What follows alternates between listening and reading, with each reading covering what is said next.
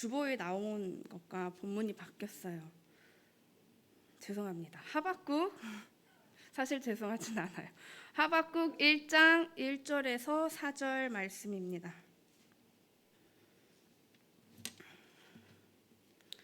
하박국 1장 1절에서 4절 말씀입니다. 우리 한 목소리로 함께 읽겠습니다. 시작. 선지자 하박국이 묵시로 받은 경고라. 여호와여, 내가 부르짖어도 주께서 듣지 아니하시니 어느 때까지리이까? 내가 강포로 말미암아 외쳐도 주께서 구원하지 아니하시나이다. 어찌하여 내게 죄악을 보게 하시며 패역을 눈으로 보게 하시나이까? 겁탈과 강포가 내 안에 있고 변론과 분쟁이 일어났나이다. 아멘. 죄송합니다. 이러므로 율법이 해이하고 정의가 전혀 시행되지 못하오니 이는 악인이 의인을 애워쌌으므로 정의가 굳게 행하여 짐이니이다. 아멘. 오늘은 하박국 선지자를 함께 나누려고 합니다. 하박국 선지자는 시대적으로나 영적으로나 정의를 전혀 찾아볼 수 없는 비참한 상황 속에서 하나님과의 어떤 만남을 통해 회복을 받고 그 은혜를 누려 그의 고백과 그의 질문을 통해 그리고 그 회복에 대해 우리가 알아보려고 합니다. 하박국 선지자가 있었던 그 시대에 대해서 잠깐 이야기하려고 합니다. 이 시대는 갈대아의 세력이 굉장히 커지던 때였습니다. 이 갈대아란 신흥 세력으로 재편성된 바벨론을 말합니다. 이 바벨론이 세상을 정복해 가던 그런 나라였습니다. 근데 이 바벨론에게는요, 도덕이나 윤리가 전혀 없었습니다. 오직 그들에게 정의였던 건 힘이었습니다. 오직 힘이 정의였던 그런 나라였습니다. 이 하박국의 시대는 바벨론이 강력한 제국을 형성해가는 시기였습니다. 이 바벨론이라는 나라가 점점 커져가는데 이 또 다른 강대국이 있었는데요. 그것이 애굽입니다. 이 애굽이 아시리아랑 동맹을 맺어서 전쟁을 일으키게 됩니다. 근데 그 당시에 유다의 왕은 요시야 왕이었습니다. 이 전쟁이 터지고 나서 요시야 왕은 독립을 위해서 전쟁을 나가게 됩니다. 요시야 왕이요. 그런데 아쉽게도 요시야 왕은 무깃도에서 전사를 하게 됩니다. 이로 인해서 당시 이스라엘 백성들이 큰 슬픔에 빠지게 됩니다. 왜냐하면 이 요시야 왕은 그들의 희망이었습니다. 왜냐하면 하나님께서 이 요시야 왕을 의롭게 평가하셨기 때문입니다. 요시야는 이 유다의 희망이었는데 유다의 희망인 이 요시야 왕이 죽으면서 이제 그들에게 희망이 사라졌다라고 느껴지게 된 것입니다. 그래서 이 요시야 왕이 죽게 되고 나서 유다의 장로들이 그의 둘째 아들인 여호아하스를 왕으로 세우게 됩니다.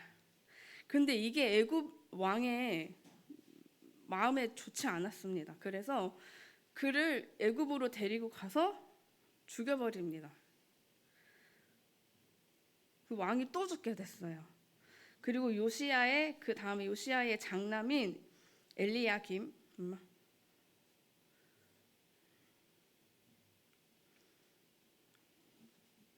그리고 나서 요시야의 장남인 엘리야김을 다시 대신 왕으로 세우게 됩니다.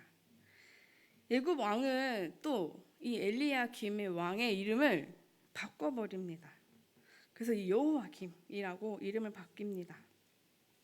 근데 그는 왕의 위에 올라가자마자 애굽에게 잘 보이고 싶었습니다. 애굽 왕 바로에게 잘 보이기 위해서 이 자신의 나라 백성들에게 무리하게 세금을 걷어냈습니다. 그리고 자신의 왕국, 자신의 나라를 만들고 싶어서 자신의 화려한 궁정을 짓기 위해 자기의 백성들에게 폭력을 행사하기도 했습니다. 심지어 그 왕은 하나님의 율법책을 찢어서 불태워 버립니다. 이렇게 자기 백성들을 너무나 크게 박해하고 핍박했던 왕이었습니다. 이런 이 시대 때요, 하박국은 이런 시대에 하나님의 부르심을 받고 일했던 사람입니다. 외부적으로는 애굽의 압제를 받고 있었고 내부적으로는 악독한 왕에 의해서 큰 고통을 당하던 그 현실 속에서 하나님의 부르심을 받은 사람이었습니다. 1절 말씀입니다. 선지자 하박국이 묵시로 받은 경고라. 여기서 묵시는 헬라어로 아포칼립시스입니다. 이 뜻은 덮개를 벗기다, 감추인 것을 드러내 보이다라는 뜻입니다. 즉 하나님께서 감추인 것을 드러내 보이다라는 뜻입니다. 하나님께서 감추어진 그 뜻을 알려주시는 것을 말합니다. 지금 하박국은 하나님께로부터 감추어져 있던 하나님의 큰 뜻을 깨닫게 됩니다. 즉 쉽게 말하면 자신의 존재의 이유인 사명에 대해서 깨닫게 된 것입니다.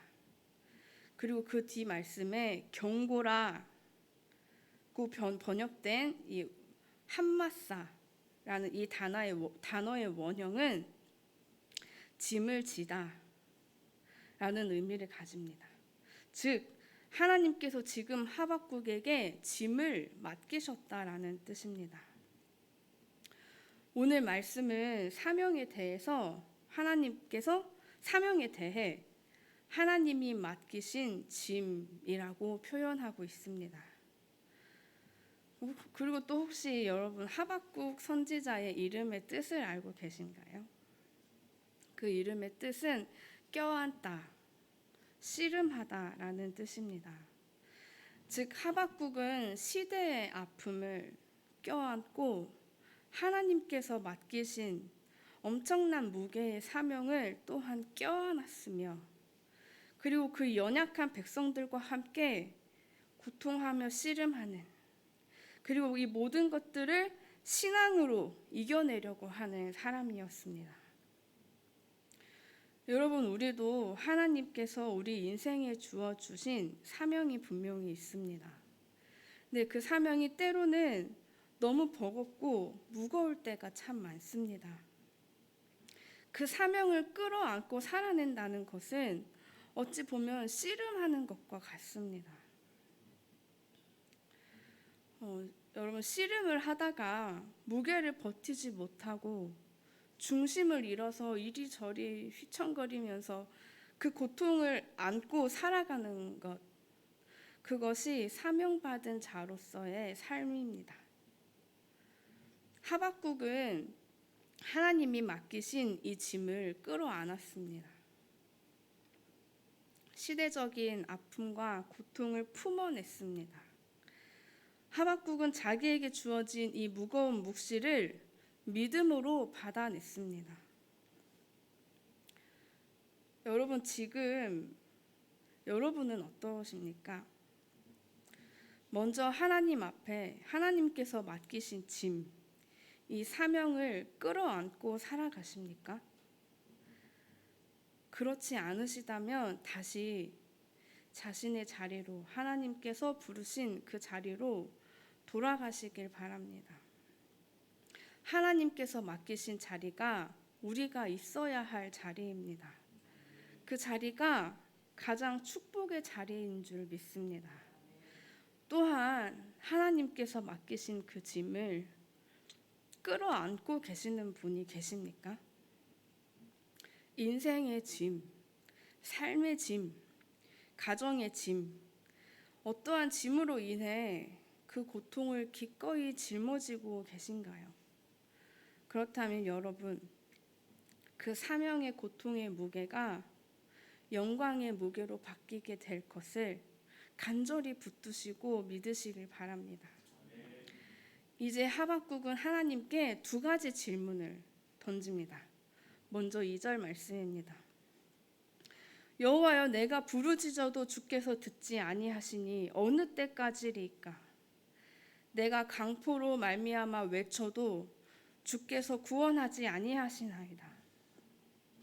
하박국이 하나님을 향해서 첫 번째 질문을 던집니다. 바로 뭐냐면 어느 때까지입니까? 언제까지입니까? 라고 질문합니다. 하박국의 이 질문은 언제까지 내가 이 무거운 짐을 짊어져야 하는지를 하나님께 물어보고 있습니다. 여러분 혹시 체력이 다 하셨던 적 있으신가요? 나한테 있는 모든 힘이 다 소진되었던 적이 있으신가요? 체력이 다 해지면 어떠신가요? 그냥 나에게 있는 이 일과들이, 나에게 있는 이 일들이, 내가 짊어져야 할 이 짐을 지고 있는 이게 빨리 끝났으면 좋겠다. 빨리 끝나서 쉬고 싶고 눕고 싶고 이 고통이 그냥 빨리 지나갔으면 좋겠다. 나에게서 벗어났으면 좋겠다. 그런 마음이 생깁니다. 이들도 체력이 다 했기 때문에 그저 빨리 끝났으면 하는 표정을 하고 있을 것입니다. 여러분, 결국 엄청난 무게의 무언가를 짊어진 사람은 본능적으로 이거 언제까지 들고 있어야 되지? 하는 질문을 본능적으로 던질 수밖에 없습니다. 하박국도 그랬습니다. 하박국은 하나님 앞에 견디기 어렵고 무거운 무게와 그를 짓누르는 고통 때문에 본능적으로 터져나오듯이 하나님 앞에 질문했습니다. 그는 그 시대적인 사명 때문에 주님, 너무 고통스럽습니다. 정말 너무 무겁습니다. 주님, 저는 견디기가 너무 힘듭니다. 도대체 언제까지입니까? 언제까지 버텨야 합니까? 라고 말하고 있는 것입니다. 여러분, 어쩌면 이 질문이 우리의 질문이 아닐까요? 우리는 인생의 목적과 의미를 하나님께 묻기 전에 주님, 이거 언제까지 해야 합니까? 언제까지 이 무거운 걸 짊어지고 살아야 합니까?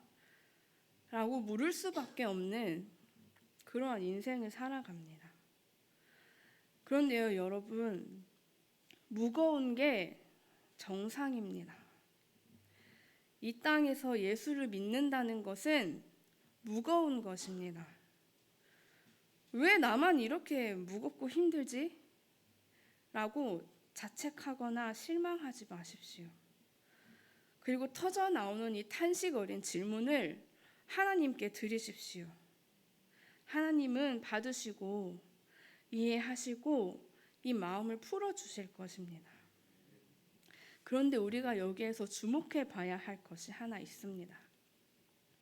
이렇게 사명을 힘들게 짊어지고 있는 하박국이 주님께 아무리 외쳐도 구원해 주시지 않는다고 지금 말하고 있습니다. 그러면서 동시에 하박국은 계속해서 부르짖고 있습니다. 이는 하나님께서 부르짖는 하박국의 탄식에 대해서 침묵이 오랫동안 지속되었음을 우리는 알 수 있습니다.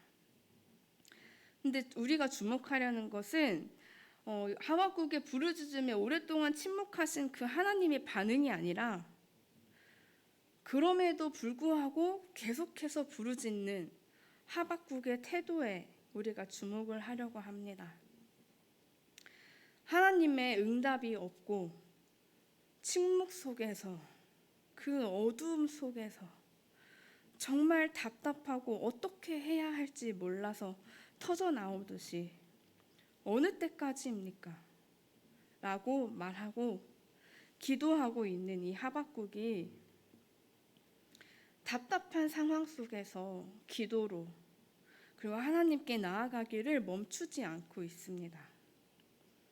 우리는 이것을 기억해야 합니다. 우리는 어떻습니까? 우리에게 주어진 무겁고 힘들고 버거운 그때 본능적으로 언제까지입니까? 언제까지 버텨야 합니까? 기도하고 탄식합니다. 그럼에도 여러분은 이 하박국처럼 하나님 앞에 계속해서 부르짖고 계십니까? 계속해서 이 침묵에도 불구하고 계속해서 하나님께 기도하고 계십니까? 응답을 얻기까지 구하고 부르짖는 믿음으로 하나님께 나아가십시오. 이것은 진정 나를 포기하지 않으시는 나의 하나님을 나의 아버지로 믿는 그 믿음에서부터 나옵니다.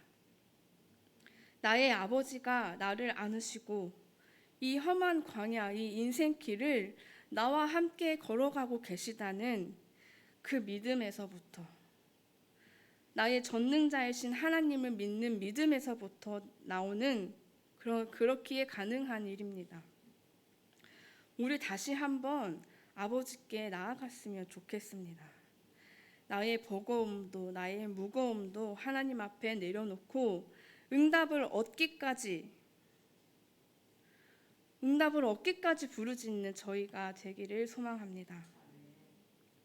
하박국의 두 번째 질문입니다. 어찌하여? 하나님 어찌하여? 라는 질문을 던집니다. 즉 왜? 라는 질문입니다. 하나님 왜 어째서 불의와 악이 존재하고 정의가 왜곡되어야 합니까? 우리가 악과 고통을 어떻게 해야 합니까? 라고 질문합니다.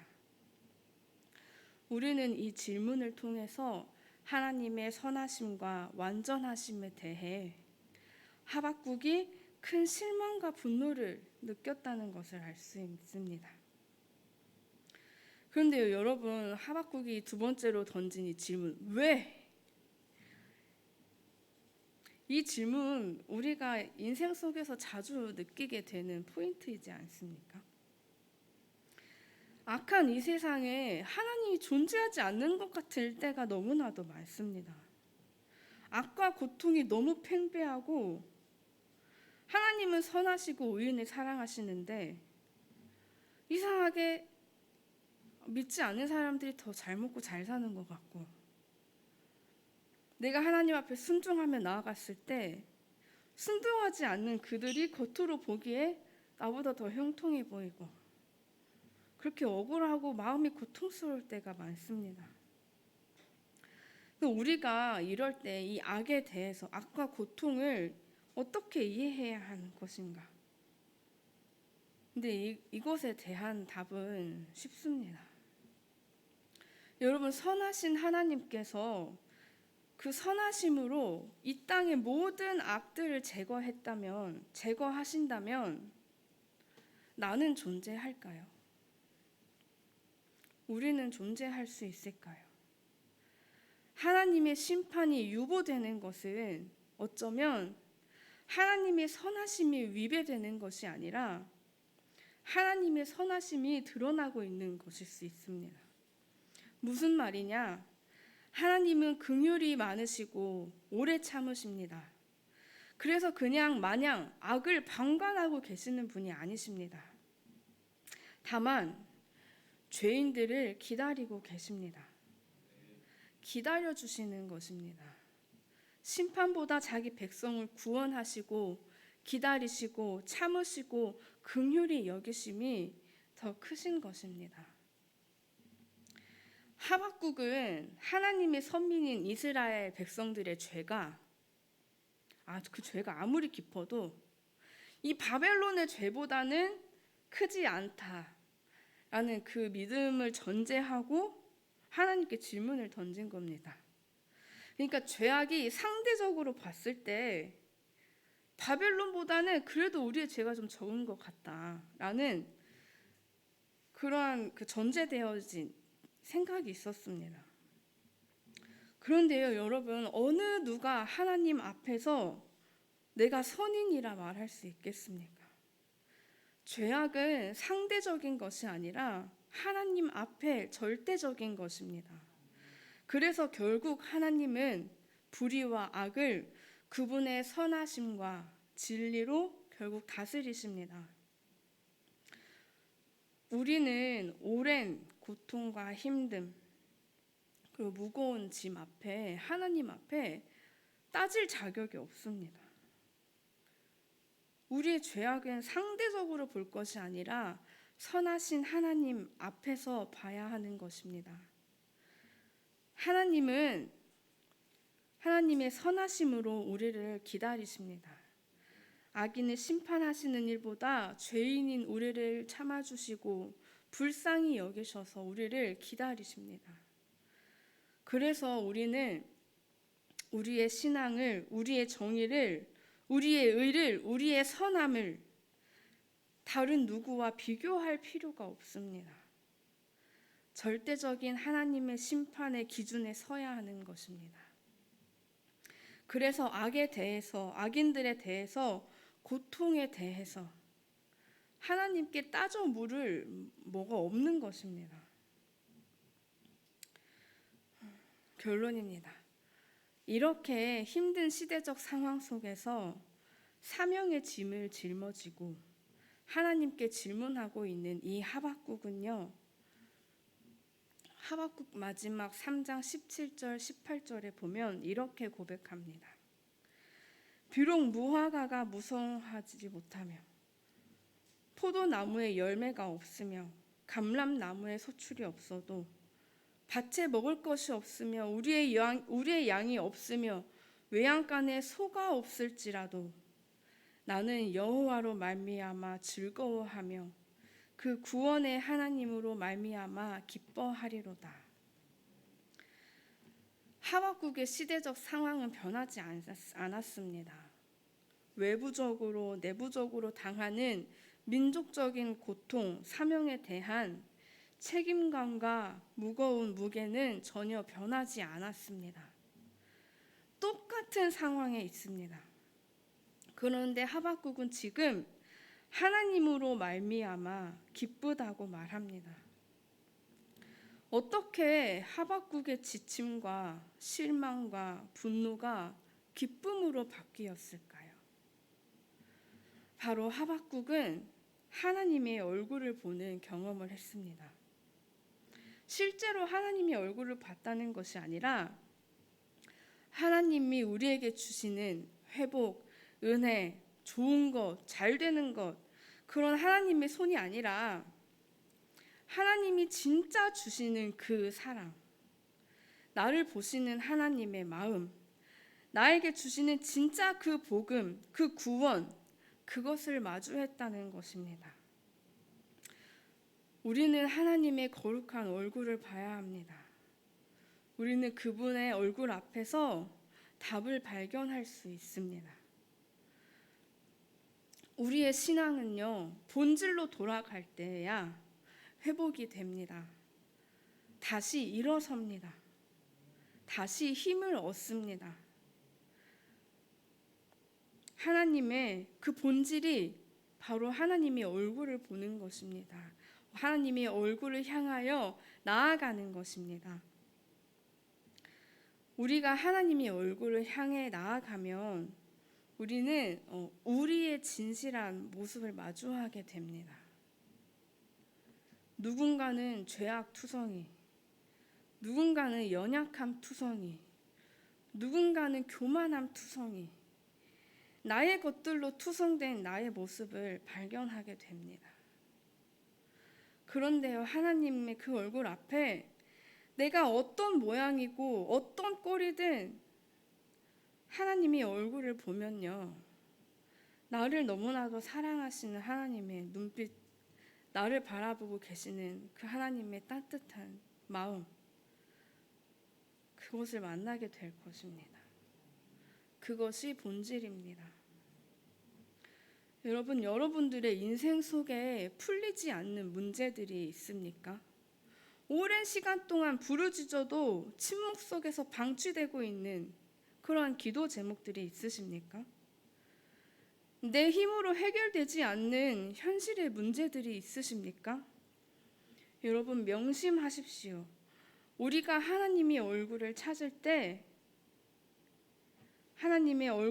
때까지 그것은 계속됩니다. 그러나 하나님의 얼굴을 찾을 때 그 답을 찾게 될 것입니다. 결국 우리의 수많은 문제들은 하나님의 얼굴이 답이 되어야 하는 것입니다. 그리고 하나님의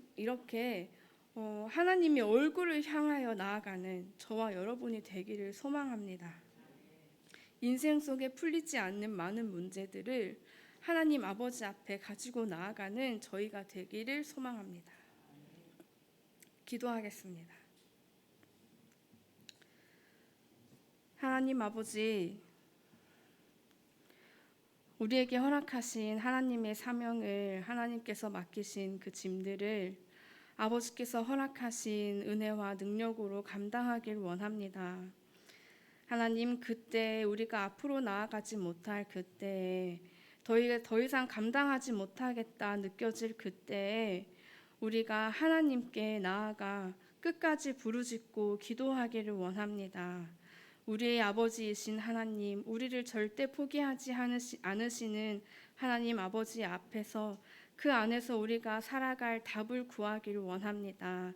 하나님, 우리가 하나님 앞에 나아가는 그 시간들, 은혜의 보좌 앞에 담대히 나아가는 그 시간들이 반드시 지켜질 수 있도록 우리의 생활을, 우리의 삶을 결단하게 하여 주옵시고, 하나님, 그 시간이 쌓이고 쌓여 우리에게 힘이 되고 능력이 되게 하여 주옵소서. 함께 하여 주실 줄 믿습니다. 감사하며 예수님의 이름으로 기도합니다. 아멘.